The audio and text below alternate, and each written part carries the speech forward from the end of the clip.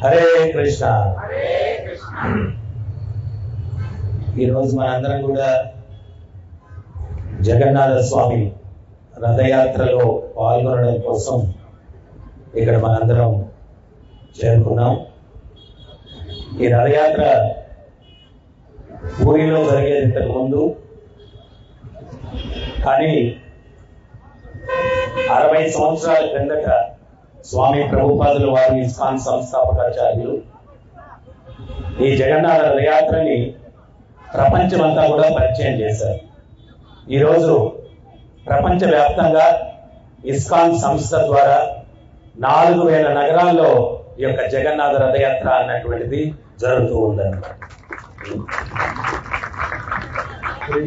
ముఖ్యంగా మన సంస్కృతి సాంప్రదాయాలు వాటిని సమాజానికి గుర్తు చేయాలా అనేటువంటి ముఖ్య ఉద్దేశం. మనం ఏంటి అంటే ఈ యొక్క ఆధునిక యుగంలో మన సంస్కృతి సాంప్రదాయాలు మర్చిపోతూ ఉన్నాం. ఏదేదో కొత్తవన్నీ కూడా నెత్తినేసుకొని వాటి వల్ల కష్టాలు పడుతూ, పూర్వానికి ఏదో ఊర్లో పెళ్లి జరుగుతుందంట, ఒక పిల్లి ఒకటి అడ్డం తిరుగుతూ ఉండిందంట. ఆ పెళ్లి పెద్ద కాళ్ళ కింద పడి చచ్చిపోతుందేమో అని తరిగితే పోలేదంట. అది ఆయన ఏం చేశాడంటే దాన్ని పట్టి ఒక స్తంభానికి కట్టి పెళ్లి జరిపించేశాడు. ఇంకా ఆ ఊళ్ళో ఎవడింట్లో పెళ్లి జరిగినా కానీ మొదట పిల్లిని ఒకదాన్ని ఎత్తి పట్టుకొని దాన్ని స్తంభానికి కట్టేసి అప్పుడు పెళ్లి జరిపించడం సాంప్రదాయం అయిపోయిందంట. సో అట్లాగా సనాతనంగా వచ్చేటువంటివన్నీ కూడా మనం దాని విలువలు తెలియక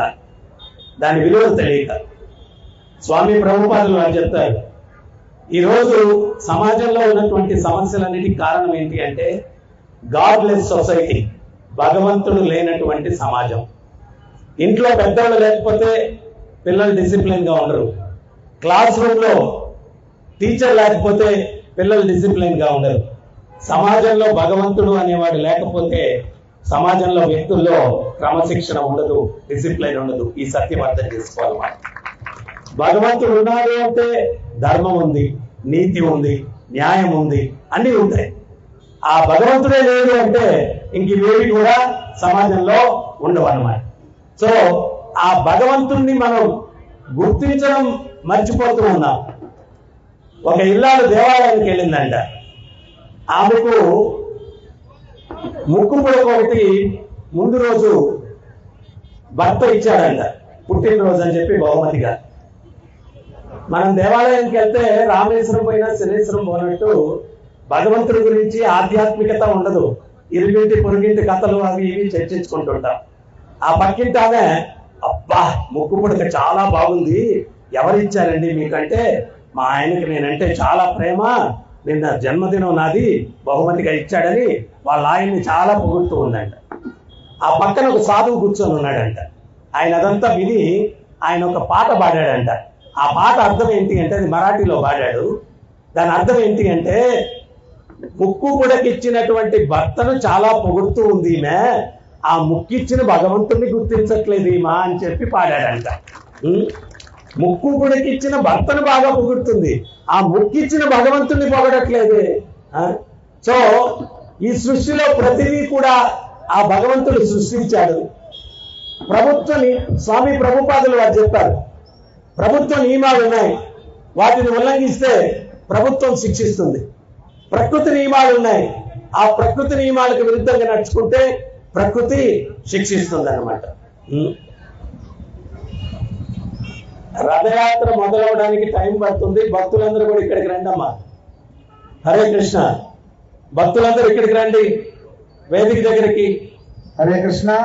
భక్తులందరికీ విజ్ఞప్తి, మీరందరూ దయించి ఈ స్టేజ్ దగ్గరికి రావాల్సిన కోరుతున్న ఎవరో రథం దగ్గర ఉండద్దు. వాలంటీర్స్ ఎవరైతే స్టూడెంట్స్ ఉన్నారో కొద్దిగా వాళ్ళందరినీ కూడా స్టేజ్ దగ్గర పంపించండి. దయించి అందరూ స్టేజ్ దగ్గరికి రండి అమ్మా. హరే కృష్ణ. సో ఈ రకంగా ఆధ్యాత్మిక చింతన అంటే ఎవరికి కూడా ఈ ఆధునిక యుగంలో ఉత్సాహం ఉండట్లేదు. కానీ వాళ్ళకి తెలియని సత్యం ఏంటి అంటే ఆధ్యాత్మికతను నిర్లక్ష్యం చేయడం వల్లే ఆర్థికంగా, మానసికంగా, ఆరోగ్యపరంగా, సాంఘికంగా, ఆధ్యాత్మికంగా మానవ సమాజం ఎన్నో సంక్షోభాల్ని ఎదుర్కోవాల్సినటువంటి దుస్థితి ఏర్పడింది. ఒక గురువు గారి దగ్గరికి ఒక శిష్యుడు వచ్చాడంట. స్వామి, భగవత్ తత్వం గురించి ప్రచారం చేయమని మీరు చెప్తున్నారు, కానీ ఎవరికి చెప్పినా కానీ ఇప్పుడుండే టెక్నాలజీ వీటన్నిటిలో భగవత్ తత్వంతో మాకు పనే ఉంది, ఆధ్యాత్మికతకు ఎవరు కూడా ఉత్సాహం చూపించట్లేదు అని చెప్పాడంట. వాళ్ళని ఎట్లా కన్విన్స్ చేయాలా? అప్పుడు గురువు గారికి ఉపన్యాసం మధ్యలో గొంతు తడుపుకునేదానికి ఒక వాటర్ బాటిల్ గ్లాసులో నీళ్లు పెట్టారంట.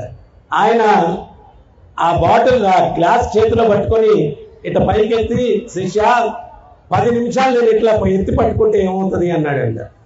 ఏం కాదు గురువు గారు అన్నాడు. గంట సేపు పట్టుకుంటే ఏమవుతుంది? చేయి లాగేస్తుంది. రోజంతా పట్టుకుంటే ఏమవుద్ది? చేయి ప్యారలైజ్ అయిపోద్ది. కింద పెడితే ఏమవుద్ది? హ్యాపీగా ఉంటారన్నాడు.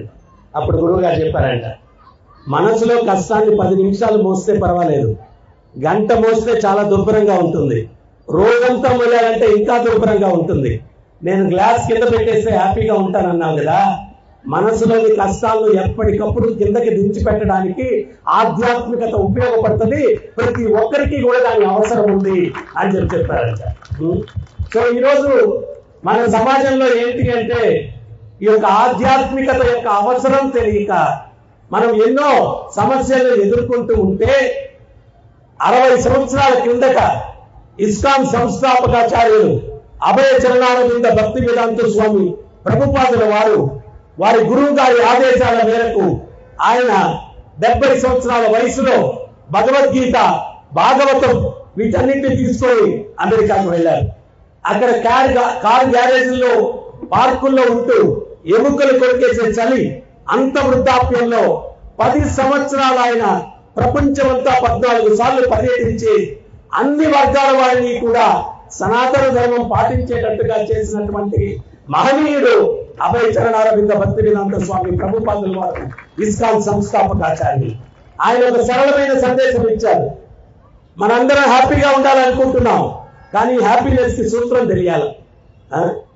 ప్రభుత్వ చట్టాలు ఉన్నాయి, వాటిని ఉల్లంఘిస్తే ప్రభుత్వం శిక్షిస్తుంది. ప్రకృతి చట్టాలు ఉన్నాయి, దానికి విరుద్ధంగా నడుచుకుంటే ప్రకృతి శిక్షిస్తుంది. Ignorant of law is no excuse. నాకు చట్టం తెలియదండి, అందువల్ల హత్య చేశాను, ఈ ఒక్కసారికి నన్ను కాపాడండి, లేకపోతే సన్మానం చేయండి అంటే ఒప్పుకోరు. సామాన్య సమాజంలో చట్టం తెలుసుకొని జీవనాన్ని గడపాలా, ప్రకృతిలో జీవించేటప్పుడు ఆ ప్రకృతి చట్టాలను తెలుసుకొని జీవనాన్ని గడపాలా. ఆ ప్రకృతి చట్టాలను తెలియపరిచేటువంటిదే భగవద్గీత, శాస్త్రం, ఇవన్నీ కూడా. నేను ఒకసారి 2000 సంవత్సరంలో హైదరాబాద్ ఇస్కాన్ మందిరానికి అధ్యక్షుడిగా ఉండేవాడిని. అక్కడ చర్లపల్లి అనేటువంటి ఒక ప్రిజన్ ఉంది, జైలు. అక్కడ సత్సంగ కార్యక్రమం ఏర్పాటు చేసి నన్ను ఉపన్యసించమని చెప్పి పిలిచారన్నమాట. పిలిస్తే నేను అక్కడికి వెళ్తే మొదటి రోజు 1100 మంది ఖైదీలు ఉన్నారు. వాళ్ళు నన్ను చూసి కూడా గడ్డాలు ఇట్టనేవాళ్ళు, మీసాలు తిప్పేవాళ్ళు, వెక్కిరించేవాళ్ళు. సరే మనం వచ్చా, మన కర్తవ్యం చేయాలా, భగవంతుడు అదే గీతలో చెప్తాడు కదా. సో కర్మ సిద్ధాంతం గురించి మాట్లాడాను.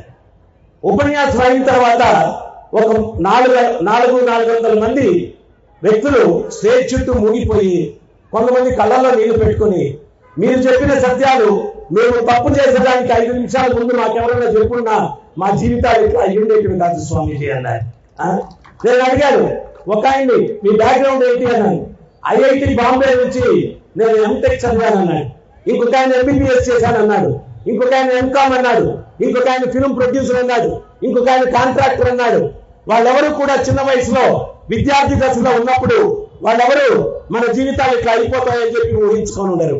సో వాళ్ళకి ఒక చక్కటి మార్గదర్శకం లేని దాని వల్ల వాళ్ళ జీవితాలు ఆ రకంగా అయిపోయాయి. ఒకసారి గురునానక్ ఒక గ్రామానికి వెళ్తాడు. వెళ్ళి గ్రామంలో అందరూ మంచోళ్ళు. ఉపన్యాసం ఇచ్చిన తర్వాత గురునానక్ అంటాడు, ఈ గ్రామం సర్వనాశనం అయిపోవాలని ఆశీర్వచనం చేస్తాడు. ఇంకో గ్రామానికి వెళ్తే అందరూ మంచోళ్లే, చెడ్డోళ్లే. ఆ గ్రామం ఉపన్యాసం అయిన తర్వాత బ్రహ్మాండంగా అభివృద్ధి చెందాలని ఆశీర్వచనం చేస్తాడు. శిష్యులకి బుర్రలు పగిలిపోతాయి. ఒరే గురువు గారు ఏంటి, మంచోళ్ళు ఉండే గ్రామం నాశనం అయిపోవాలని ఆశీర్వచనం చేశాడు, చెడ్డోళ్ళు ఉండే గ్రామం అభివృద్ధి చెందాలని ఆశీర్వచనం చేశాడు. వీళ్ళకి నిద్ర పట్టలేదు. రాత్రి 11 గంటలప్పుడు గురువు గారు తలుపు తట్టారు. ఏంట్రా నాయనలారా ఇప్పుడు నిద్ర లేపారు నన్ను అన్నారు గురువు గారు. అయ్యా మీ ఆశీర్వచనాల వెనకాల ఆంతర్యం ఏంటో అర్థం కాలేదన్నారు. మంచోళ్ళు ఉండే గ్రామం చెడిపోవాలన్నారు, చెడ్డోళ్ళు ఉండే గ్రామం అభివృద్ధి చెందాలన్నారు. వీటి వెనకాల ఆంతర్యం ఏంటండి అన్నారు. అప్పుడు గురునానక్ నవ్వుతూ చెప్పాడు, నాయనా మంచోళ్ళు ఉండే గ్రామం చెడిపోతే ఆ మంచోళ్ళందరూ జీవనోపాధి కోసం తలా ఒక దిక్కుకెళ్తారు, వాళ్ళు ఎక్కడికి వెళ్తే అక్కడ మంచిని పెంపొందిస్తారు. అందుకని మంచోళ్ళు ఉండే గ్రామం చెడిపోవాలని ఆశీర్వచనం చేశారు. చెడ్డోళ్ళు ఉండే గ్రామం కానీ చెడిపోతే వాళ్ళు తలా ఒక దిక్కుకెళ్తారు, వాళ్ళు ఎక్కడికి వెళ్తే అక్కడ నాశనం చేసేస్తారు. ఇక్కడ అభివృద్ధి జరిగితే వాళ్ళ నీడ కూడా పక్క గ్రామం మీద పడకుండా ఆ అభివృద్ధిలో కొట్టు మిట్టాడుతూ ఉంటారు. అందుకని చెడ్డోళ్ళు ఉండే గ్రామం బాగా అభివృద్ధి చెందాలని చెప్పి ఆశీర్వచనం చేశాను అన్నారు. సో ఈరోజు నీడ్ ఆఫ్ ద అవర్ సమాజానికి కావాల్సింది ఏంటి అంటే హరే కృష్ణ. చల్లా శంకర్రావు గారు వేదిక మీదకి రావాల్సిన కోరుతున్నాం. సో ఈరోజు నీడ్ ఆఫ్ ద అవర్ ఏంటి అంటే మంచితనాన్ని సమాజంలో పెంచేటువంటి వ్యక్తులు కావాలా. స్వామి ప్రభుపాదుల వారు న్యూయార్క్ లో ప్రచారం చేస్తూ ఉంటే క్రైమ్ 50% తగ్గిపోయింది. అప్పట్లో నగర మేయర్ అక్కడ ఒక ఎంక్వైరీ కమిషన్ వేశారు, ఈ క్రైమ్ తగ్గిపోవడానికి కారణం ఏంటి అని. అప్పుడు ఆ కమిషన్ లో తేలింది ఏంటి అంటే ఒక సాధువు భారతదేశం నుంచి వచ్చారు, ఆయన యొక్క ఉపన్యాసాలు ఇవన్నీ విని యువతంతా సత్మార్గంలో నడవడం వల్ల క్రైమ్ తగ్గిపోయింది. అప్పుడు ఆ నగర మేయర్ స్వామి ప్రభుపాదుల వారి దగ్గరికి వచ్చి ఆయన అప్రిషియేషన్ లెటర్ ఒకటి ఇస్తారనమాట. మీలాంటి వ్యక్తులు ప్రతి నగరంలో ఉంటే ప్రపంచమంతా కూడా శాంతిగా నడుస్తుంది అని చెప్పి ఆయన ప్రభుపాదుల వారిని అభినందిస్తూ ఒక లేఖను ప్రభుపాదుల వారికి ఇచ్చి వెళ్తారనమాట. సో ఈ రకంగా సమాజంలో ఏంటి అంటే మనం సమస్యలు వస్తున్నాయి, అక్కడ సమస్య ఉంది, ఇక్కడ సమస్య ఉంది, అది ఇది, కానీ ఎవరు కూడా సమస్యకు పరిష్కారం ఏంటి అనేటువంటిది ఎవరు వెతకట్లేదు. సమస్యకు పరిష్కారం ఏంటి అంటే స్వామి ప్రభుపాదుల వారు చెప్పారు, 20 కుక్కలను గదిలో పెట్టి మంచి బోర్డులు పెట్టండి, silence please, love each other అని చెప్పి. అవి చాలా ఒకటినొకదాన్ని ప్రేమించుకుంటాయి, నిశ్శబ్దంగా ఉంటాయి. అవునా? కుక్కలు కాట్లాడుకుంటాయి. సో అదే చైతన్యం ఉన్నటువంటి వ్యక్తులు ఉన్న సమాజంలో శాంతి ఉండదు. మనిషిలో మృగత్వం, మనిషిలో రాక్షసత్వం పోతే గాని సమాజంలో శాంతి ఉండదు. అది పోవాలా అంటే ఆధ్యాత్మికత ప్రతి ఒక్కరు కూడా అవలంబించాలా. అప్పుడే సమాజంలో ఉన్నటువంటి వ్యక్తుల యొక్క చైతన్యంలో మార్పు కలుగుతుంది. ఈరోజు మనం ఈర్ష్య, అసూయ, ద్వేషం, కుట్రలు, కుతంత్రాలు, కానీ ఒక్క సత్యాన్ని అర్థం చేసుకోలేకుండా ఉన్నాం. ఏంటది అంటే కర్మ సిద్ధాంతం చెప్తుంది, మనం ఎవరికైనా చెడు చేస్తే మనకు చెడు జరుగుతుంది. Every action there is an equivalent opposite reaction. ప్రతి చర్యకు సమానమైన ప్రతిచర్య ఉంటుంది. 3 దొంగలు ఊరంతా దోచుకొని అడవికి వెళ్ళారంట. వాళ్ళలో వాళ్ళు మాట్లాడుకుంటున్నారు, అరే మన సంచులు నిండాయి, కడుపులు ఖాళీ అయిపోయాయి, ఒకడిని పట్టణానికి పంపించి భోజనం తెస్తే తినేసి పంచుకుందాం. ఒకడిని పట్టణానికి పంపించారు. వీళ్ళిద్దరిలో ఒకడు అన్నాడు, ఒరే ఆ భోజనం తెచ్చేవాడిని చంపేస్తే వాడి వాటా కూడా మన ఇద్దరం పంచుకోవచ్చు కదా అన్నాడు ఒకడు. ఇంకోడు అన్నాడు, బా ఏం తెలివిరా నీది, నీ బుర్ర బలి పనిచేస్తుందిరా అన్నాడు. అంటే వాడు భోజనం తెచ్చేసరికి వీళ్ళిద్దరు బండ చాటున దాకా వాడిని ఎత్తుకు బండ వేస్తారు. వాడు పొయ్యి ఉంటూ చచ్చాడు. చచ్చినోడు ఎట్లాగో చచ్చాడు కదా, వాడు తెచ్చిన ఆహారం భుజించి అప్పుడు మనం పంచుకుందామని వాడు తెచ్చిన ఆహారం వీళ్ళిద్దరు భుజించడం మొదలు పెట్టారు. వీళ్ళిద్దరి కన్నా వాడు తెలియగలడు. వాడు తెచ్చిన ఆహారంలో విషం కలిపి తెచ్చేశాడు. ఆ విషాహారాన్ని తిని వీళ్ళిద్దరు కూడా పోయారు. ఎవరున్నారు ఇప్పుడు చెప్పండి అనుభవించడానికి? ఎవరు లేడు. భగవంతుడు మనందరం ఆధ్యాత్మిక జగత్తులో ఉండేవాళ్ళము. ఆయన్ని కాదు వేరు కాపురం పెట్టాలంటే ఈ భౌతిక జగత్ అనేది ఒకటి సృష్టించి మనందరిని ఇక్కడికి పంపించి, ఒరే నాయనా మీరు జీవించడానికి అన్ని నేను సృష్టిస్తున్నాను, యూనివర్సల్ బ్రదర్హుడ్, ప్రపంచమంతా వాసుదేవ కుటుంబం లాగా, అన్నదమ్ముల్లాగా, సోదరీమణులాగా ఐకమత్యంతో జీవించండిరా అంటే మన బుద్ధి చెడిపోయి వాడిని చంపుదామా, వీడిని చంపుదామా, వాడిది లాక్కుందామా, వీడిది లాక్కుందామా, నువ్వు ఒకరిది లాక్కునే లోపల ఇంకోటి నీది లాక్కుంటా ఉంటాడు. అది కర్మ సిద్ధాంతం. సో అందువల్ల ఈ సత్యాలన్నీ కూడా ఆధ్యాత్మిక చింతన ద్వారా మనకు తెలుస్తాయి. అవి తెలుసుకొని మనం అనుసరిస్తే అప్పుడు ఆనందంగా జీవించడానికి అవకాశం ఉంటుంది. సో ఈ ఇస్కాన్ సంస్థ ద్వారా స్వామి ప్రభుపాదుల వారు ప్రపంచమంతా కూడా ఈ యొక్క సత్యాలన్నింటినీ కూడా ఆయన తెలియపరిచాడు. నేను కూడా ఉపన్యాసాల్లో ఏదన్నా తమాషగా కథలు అవి చెప్తా ఉంటే నవ్వుతూ కూర్చుంటారు. ఎప్పుడైనా ఇట్ట కాదు ఇట్ట ఉండండి, ఇట్ట కాదు ఇట్ట ఉండండి అని చెప్పాను అనుకోండి, భార్యాభర్తలు ఇద్దరు ఒకరినొకరు ముఖాలు చూసుకుంటారు, చూసుకొని సైకిల్ చేసుకుంటారు, అంటే వెళ్ళిపోదాం. అంటే వాళ్ళకి ఉపన్యాసం కూడా ఎంటర్టైన్మెంట్ లాగా ఉండాలా. ఇది నీతి, ఇది ధర్మము, ఇట్టుండాలంటే ఒకరి ముఖాలకు చూసుకొని సైకిల్ చేసుకొని భార్యాభర్తలు లేచి వెళ్ళిపోతూ ఉంటారు. కానీ ఒకటి అర్థం చేసుకోండి, ఎందుకు చెప్తున్నాను ఇవి, దాని గురించి ఒక చిన్న కథ చెప్పి నేను ముగిస్తాను. ఇప్పుడు నేనేమి జగన్నాథుడి లీలలు చెప్పట్లేదు, ఎందువల్లంటే జగన్నాథుడిని మీరు రథం లాక్కుంటూ గుడిదాకా వస్తారు, సాయంత్రం అక్కడ ఓన్లీ జగన్నాథ లీలలే. ఆ రథయాత్ర ఎందుకు జరిగింది, ఆయన రూపం ఎందుకు వచ్చింది, అన్ని జగన్నాథ లీలలు. ఇప్పుడు సో ఒక రాజు దగ్గర 3 మంత్రులు ఉన్నారంట. ఎందుకు మనం ధర్మం పాటించాలా, పాపం చేయకుండా పుణ్యకార్యాలు ఎందుకు చేయాలా, దానికోసం చెప్తున్నా.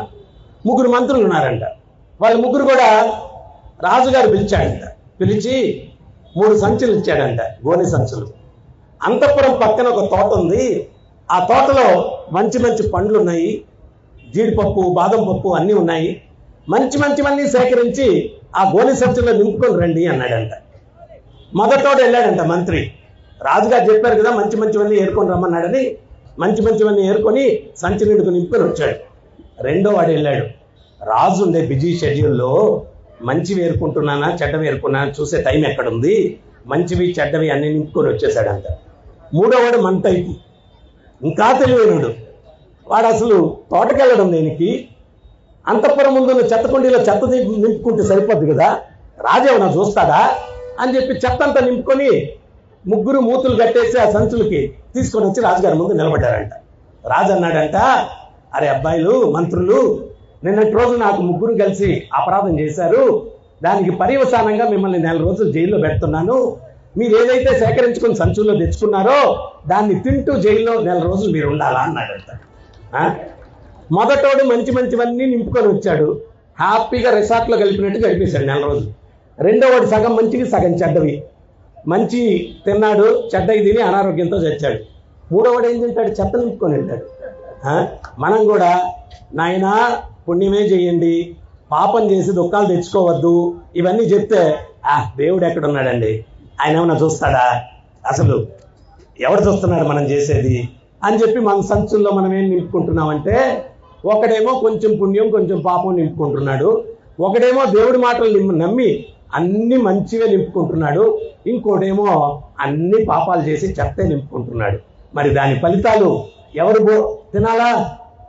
తినాలా, ఎవరు సేకరించుకునే వాడే తినాలా, అవునా?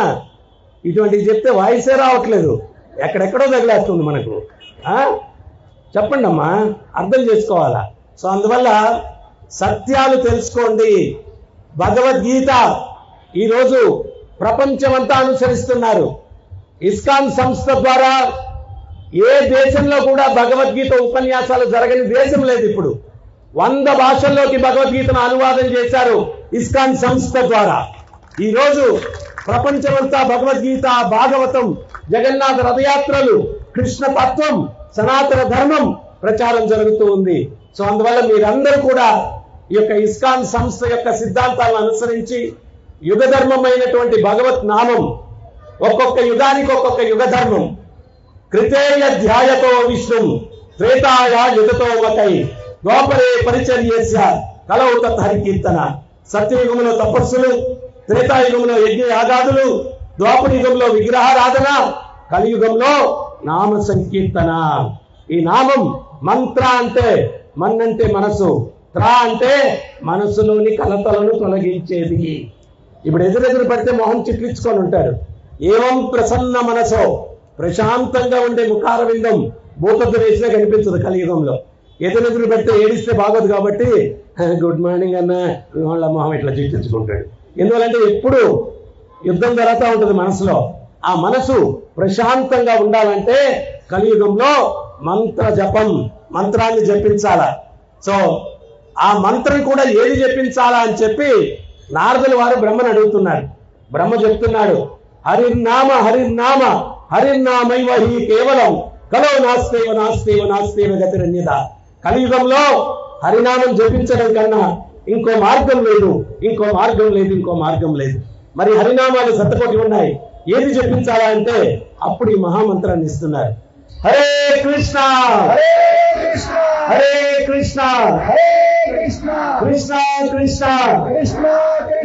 హరే హరే హరే రామ హరే రామ రామ రామ హరే హరే ఇది సంవత్సరాం కలికల్ముచనాశనం నాతరో పరతరో ఉపాయత్ సర్వవేదేషు దృశ్యతి.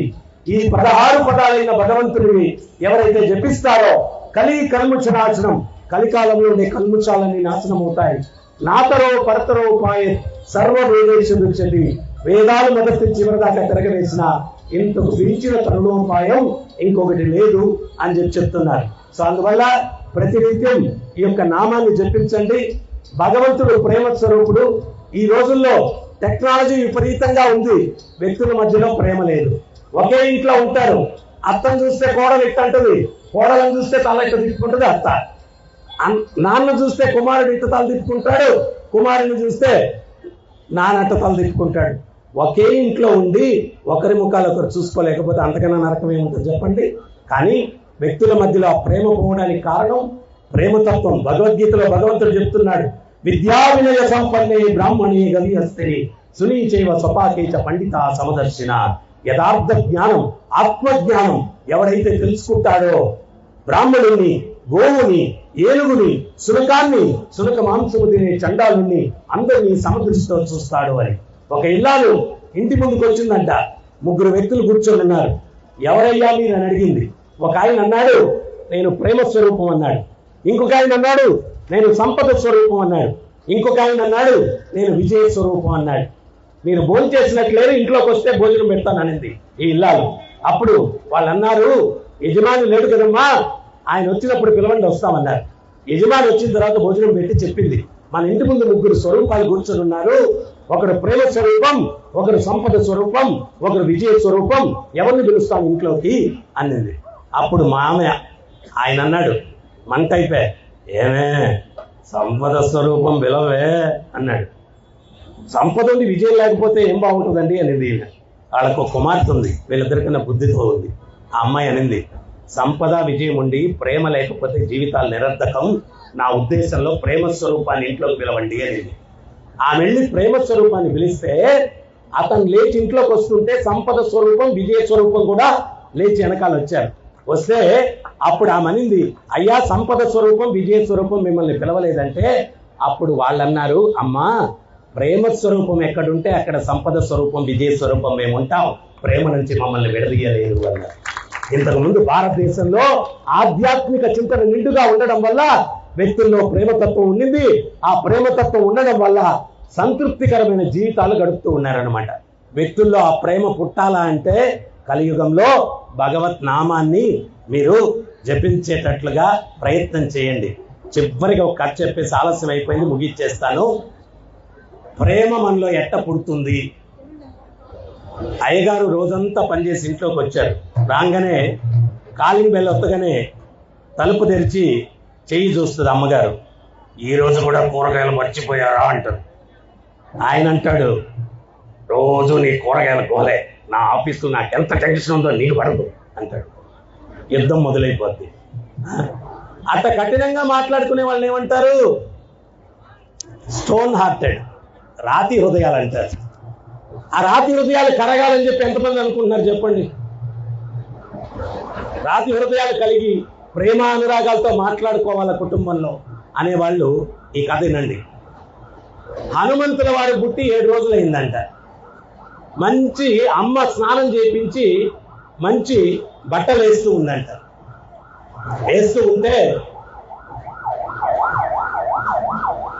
బట్టలు వేస్తూ ఉంటే చక్కటి కీర్తన వినిపించిందంట. అప్పుడు హనుమంతుల వారు, అమ్మాయి ఎవరు పాడుతున్నారు కీర్తన అన్నాడంట. నారదముని అని చెప్పిందంట. ఈయన అమ్మ దగ్గర నుంచి అదృశ్యమై నారదముని ముందు ప్రత్యక్షమైపోయాడు.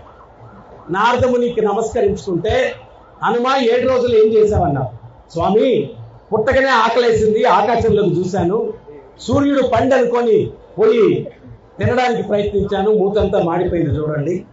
దేవతలందరూ యుద్ధానికి వచ్చారు, అందరితో యుద్ధం చేశాను, వాళ్ళందరూ ప్రసన్నమైపోయి వరాలు ఇచ్చారు. మరి నా నుంచి నీకేం వరం కావాలని నారదుడు అడిగాడంట. అడిగితే వాళ్ళెవ్వరూ ఇవ్వని వరం ఇవ్వండి స్వామి అంటే, సదా హరిని కీర్తిస్తూ ఉండను ఆయన అని చెప్పాడంట. ఎప్పుడైతే ఆ మాట చెప్పాడో హనుమంతుల వారు రఘుపతి రాఘవ రాజారాం పతిత పావన సీతారాం, రఘుపతి రాఘవ రాజారాం పతిత పావన సీతారాం. కీర్తన మొదలు పెట్టగానే నారదుని ఒక రాయి మీద కూర్చొని ఆయన వేణు ఇంకో రాయి మీద పెట్టాడంట. ఆ వేణ పెట్టిన రాయి ఈ సంకీర్తనకి కరిగిపోయిందంట. కొన్ని గంటలు అయిపోయిన తర్వాత హనుమంతుల వారితో నారదుల వారు చెప్పారంట, నాయన ఇంతసేపు నన్ను ఇక్కడ పెట్టేస్తే నేను ఒక్కడే మీడియం మ్యాన్ని, వార్తలు ముల్లోకాలు తిరగాల, కీర్తన ఆపోయా అన్నాడంట. హనుమంతుల వారు కీర్తన ఆపేశారు. ఆ వేణ పెట్టిన రాయి ద్రవ పదార్థంగా మారింది. కీర్తన ఎప్పుడైతే మానేశారో మళ్ళా ఘన పదార్థం అయిపోయి ఆ వేణ రాయిలో చిక్కుపోయింది. నారదుడు పైకి ఎత్తపోతే రాకపోతే హనుమంతుడు వాటితో చెప్పారు, మళ్ళా కీర్తన చేయవయ్యా అన్నాడు. హనుమంతుడు తుర్రుని బరిగెత్తుకుంటూ ఇంట్లోకి వెళ్ళిపోయాడు. సో మనం కూడా నామం చేస్తే ఈ రాతి హృదయాలు కరుగుతాయి. కొంతమంది అడుగుతారు, ఎంతకాలం చేయాలి స్వామి అని. ఎన్ని రోజులు చేస్తే కరిగి ఉంటాయి, ఎప్పుడు ఆపేస్తే మళ్ళీ రాయిలాగా అయిపోద్ది అనమాట. జీవితం అంతా చేయాలి. ఈ సత్యం అర్థం చేసుకోండి. అప్పుడు ఆయన ఇంట్లోకి బరిగిస్తే నారదుడు వెనకాల వెళ్ళాడు, అయ్యా నా వీణ కావాలా హనుమా, మళ్ళా కీర్తన చేయి. ఒక గదిలో నుంచి ఇంకో గదిలోకి, ఇంకో గదిలో నుంచి ఇంకో గదిలోకి ఇల్లంతా తిప్పించేస్తున్నాడు. అంజనాదేవి చూసి, నాయన సాధువులతో వేళాకోళాలు ఆడొచ్చా, వెటకారాలు ఆడొచ్చా, ఏంటి నువ్వు చేసేదంటే, అమ్మ వేళాకోళాలు వెటకారం కాదు, మీరే చెప్పారు, ఇటువంటి మహాత్ముల యొక్క పాదం ఎక్కడ మోపితే ఆ ప్రదేశం పుణ్యతీర్థం అవుతుందని, మన ఇల్లంతా తిప్పిస్తే మన ఇల్లు పుణ్యక్షేత్రం అయిపోతుందని ఇల్లంతా తిప్పిస్తున్నాను, వెటకారాలు కాదు అన్నాడు. స్వామి ప్రభుపాదుల వారు ప్రపంచమంతా ఆయన తిరిగి ఆయన పాదాలు మోపి ప్రతి నగరంలో రాధాకృష్ణ మందిరాలు ఏర్పాటు చేసి సనాతన ధర్మాన్ని ప్రపంచమంతా అనుసరించేటట్టు చేశారు. అటువంటి సంస్థ ఇస్కాన్ సంస్థ. ఆ సంస్థ ద్వారా ఈరోజు జగన్నాథ రథయాత్ర జరుగుతూ ఉంది. మీరు ఎంత నామం చేస్తారో, ఎంత ఇతరుల చేత చేపిస్తారో అంత సుకృతి పొందుతారు. దీనికి ఒక్క విషయం చెప్పి ముగించేస్తాను నేను. ఒక ఉపన్యాసకుడు, బస్సు డ్రైవరు ఒకే రోజు చనిపోయారంట. యమధర్మరాజు వచ్చాడంట. ఉపన్యాసకుడు నరకానికి వెళ్తాడు, ఈ బస్సు డ్రైవరు అంబులెన్స్ దారి ఇవ్వండి, అమ్మ అంబులెన్స్ దారి ఇచ్చేయండి అమ్మ, కొంత దయించి భక్తులు ప్లీజ్ అంబులెన్స్ దారి ఇవ్వండి.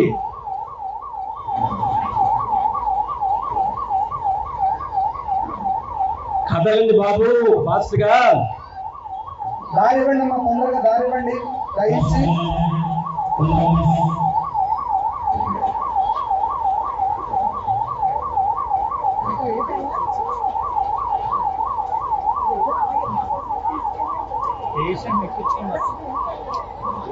అప్పుడు యమధర్మరాజు ఉపన్యాసం చెప్పే వ్యక్తి నరకానికి వెళ్తాడు, బస్సు డ్రైవర్ వైకుంఠానికి వెళ్తాడు అన్నాడంట. ఉపన్యాసం చెప్పే వ్యక్తి కోపం వచ్చింది. నేను రోజు ఉపన్యాసం చెప్తాను, నేను నరకానికి వెళ్ళడం ఏంటి, వీడు ఆఫ్టర్ ఆల్ బస్సు డ్రైవరు, వీడు వైకుంఠానికి వెళ్ళడం ఏంటి అన్నాడంట. అప్పుడు యమధర్మరాజు చెప్పాడంట, రోజు ఉపన్యాసం చెప్పేవాడికి నాయన భగవంతుడి గురించి ఒక ముక్క కూడా చెప్పేవాడివి కాదు, నేను ఇంద్రుని చంద్రుని అని నీ గొప్పలు చెప్పుకునేవాడివి, కానీ బస్ డ్రైవర్ మాత్రం చాలా ర్యాష్గా డ్రైవింగ్ చేసేవాడు, టర్నింగ్లో కూడా స్పీడ్ తగ్గేవాడు కాదు, టర్నింగ్లో కూడా వేగంగా దింపేవాడు, ప్రయాణికులందరూ భయంతో కృష్ణారామ గోవింద అనుకునేవాళ్ళు, కొన్ని వేల మంది ప్రయాణికుల చేత భగవత్నామం చేపించాడు, అందుకని వీడు వైకుంఠానికి వెళ్తాడని చెప్పారు. అందువల్ల మీరెంత నామం చేస్తారో, రథం లాగుతూ ఇతరుల చేత చేపిస్తారో దాన్ని బట్టి భగవంతుని యొక్క ఆశీస్సులు ఉంటాయి. ఒక్క 3 సార్లు నాతో నామం చెప్పండి, హరే కృష్ణ హరే కృష్ణ హరే కృష్ణ హరే కృష్ణ కృష్ణ కృష్ణ కృష్ణ కృష్ణ హరే హరే హరే హరే హరే రామ హరే రామ హరే రామ హరే రామ రామ రామ హరే హరే హరే హరే. ఈ రథయాత్ర ఏంటి అంటే కురుక్షేత్రంలో నుంచి కృష్ణుడిని బృందావనానికి తీసుకెళ్తున్నారు. ఎవరు తీసుకెళ్తున్నారు? గోపికలు, గోపాలులు. ఇక్కడ ఉన్న మగవారందరూ గోపాలులు, స్త్రీలందరూ కూడా గోపికలు. ఆ కురుక్షేత్రం ఈ యొక్క రామాలయం సెంటర్, ఇస్కాన్ గుడి, బృందావనం. సో ఈ గోపికలు, గోపాలులందరూ కూడా బృందావనం వెళ్ళేంత వరకు మధ్యలో ఎవరు ఆగరు. బృందావనం దాకా కృష్ణుడిని బలదేవుణ్ణి సుభద్రని తీసుకుని వెళ్తారు. సో అందువల్ల అందరూ భక్తి ప్రపత్తులతోటి ఈ రథయాత్ర కార్యక్రమంలో పాల్గొనండి. స్త్రీలు ఒక పక్క రథం లాగాల, పురుషులు ఒక పక్క రథం లాగాల. మన యొక్క సంస్కృతి స్త్రీలను గౌరవించడం, ఎవరు పురుషులు కూడా ఆ స్త్రీలు లాగే పక్కకు వెళ్ళి వాళ్ళ మీద పడిపోతూ ఇటువంటి పిచ్చి చేష్టలు ఏం చేయకుండా ఒక పవిత్రమైన భావనతో రథయాత్రలో పాల్గొనడానికి ప్రయత్నం చేయండి. హరే కృష్ణ. చాలా చాలా ధన్యవాదాలు ప్రభుజీ.